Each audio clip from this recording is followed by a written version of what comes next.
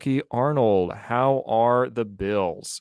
So I'm sure that's what everybody's really wanting to know here. So I think we've talked at length about your shopping trips before. Do you have kind of a general idea for what the budget is, maybe on a monthly shopping trip, and then if you've seen that go up in the recent months just with inflation? Yeah, I was looking for a piece of paper. I'm not seeing it, but I had just written down all my bills for a video that I'm filling out or I'm about to film. But so you can go if you want a more in depth. I can't find the paper right now, but I will be doing a video about that here soon on This Alaska Life. But grocery bills, well, it's so varied because people buy different things. But oh, I spend anywhere from $300 to $600 a week at Costco. I don't do much shopping at grocery stores. Otherwise, maybe $100, maybe $200 a month at other grocery stores. Our highest costs are our home um, and property taxes. Those can be quite high. Our electric bill and our heating bill in the winter, we are on like a budget bill. So both of those are around $200 a month. Um, and then we pay for, garbage and recycling and things like that. We pay more for a Bear garbage can that locks. That's kind of a unique thing. I think we pay an extra like $10 a month to have that so that we can keep our garbage outside. We used to keep it in our garage, but then it gets really stinky. But we did have a Bear get into our regular garbage can. So our only options were to get a Bear can, which would lock, or to store it in the garage. That's not a problem in the winter. You can store them outside once the bears go to sleep. But yeah. So the Yeah. bills How are much? high. So the bear lock.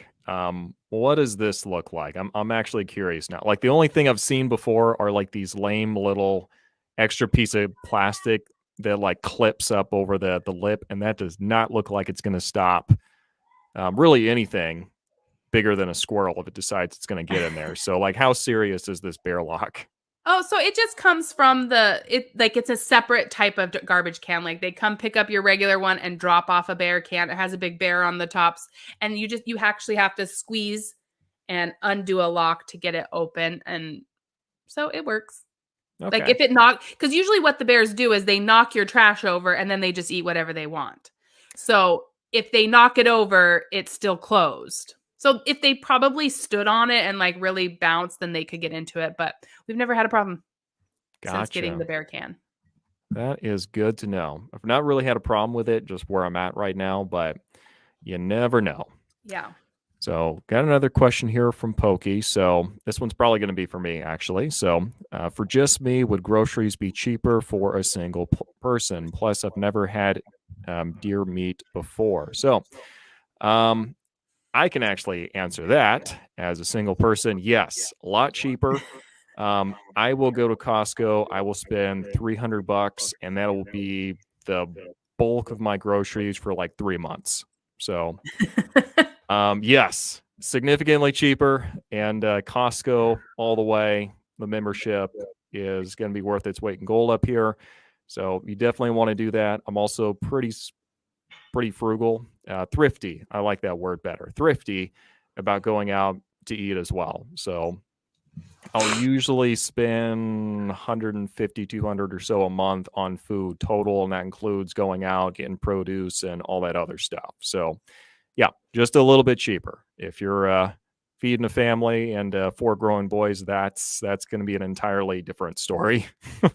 And another thing about my grocery shopping, I think sometimes people are a little shocked by how much I spend, but because of our family and how things are in Alaska, there are problems with if emergencies happen, like an earthquake or things, you might not be able to get stuff. So when I'm shopping at Costco or any shopping, I'm always buying for that week, for that month, and for that year. Like I try and get a little bit of extra.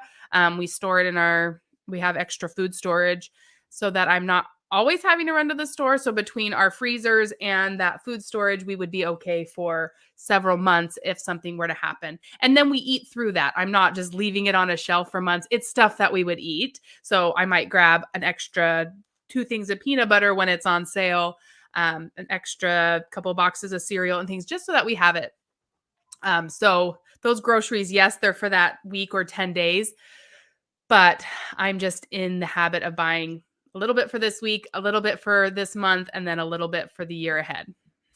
Yeah, and that's really smart. I mean, I was doing that myself on just my single person budget, and I looked up one day, and it's like, well, I've got over 100 pounds of brown rice at this point. So yeah, I am just fine if there's ever a nuclear fallout.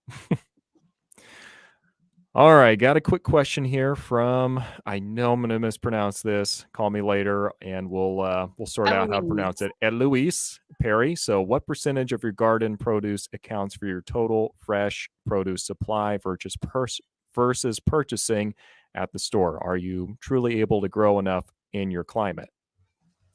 So, with Alaska summers, with all the daylight, if you are an actual gardener, you can produce an amazing amount of food. A lot of people put in greenhouses and you can get started earlier than I can. I am the laziest gardener around because like I said, we spend so much time camping and going to the cabin all summer.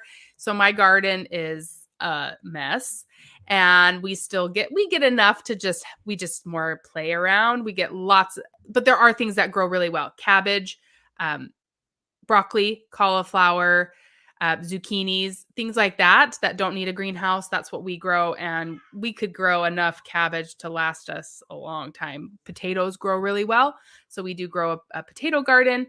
Carrots grow well, so not everything grows well here, but the things that do, you could definitely get a good supply.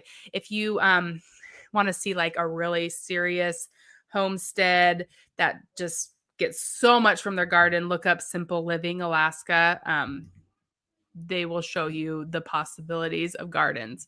I am a lazy gardener. I no qualms about saying it and admitting it. Yeah, I really wish like corn grew better up here than it does, but yeah, those just typically don't do very well. Cherries don't really do very well either. It's usually like vegetables, not a whole lot of like fruits that grow real well up here. People have good luck with apple trees. Our neighbors, 2 of our neighbors have apples, and I was able to can a ton of applesauce and apple pie filling and things. And like I said, I know people that have greenhouses that have tons of fruit trees, but you need a greenhouse for those, and you have to protect them from moose. Moose love apple trees and any sort of fruit trees. Yeah, yeah, no, that's really big. Do you know how they protect against moose? Fence. You just have to Okay. have a fence. But our neighbor has one neighbor has a really big fence and his is fine, but rabbits got in and kind of ate around the bottom, and one of them's dying now.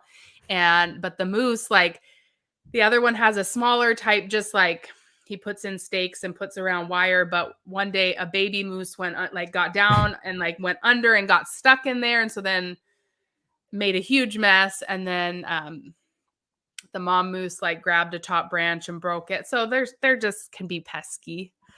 They've been hanging out in our raspberry patch. We have a very large raspberry patch, and they've been hanging out in there because it's the last leaves in Alaska right now, and they're just stripping every plant as they walk by.